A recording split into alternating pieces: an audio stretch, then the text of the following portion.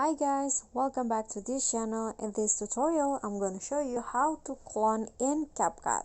So to clone yourself in a video on CapCut, you can just use this feature. So first, click on a clips and then go to style, swipe until you find a freeze frame. So there are two options. You can just choose which one that you would think fits your video the best. The one here is the clone is like leave behind, but this one right here is we come closer to the clone version. So you can just choose which one that you think fits you the best. For example, I want to just use the second one, and it will generating. You can just wait until it fully applied to your video.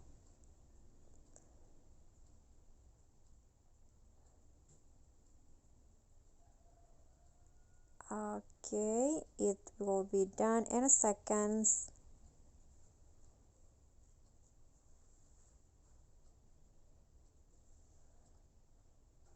Okay, so it's done. You can just adjust the effects, or you can also just leave it as it is. So the version will look like this.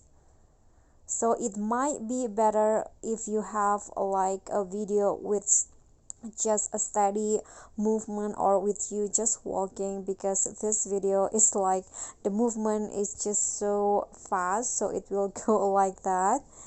Okay guys, so that's basically all. I hope this tutorial will be helpful. Then thank you guys so much for watching. If you like this video, don't forget to click on the thanks and thumbs up icon, leave a comment and subscribe. I'll see you all in the next tutorial. Bye.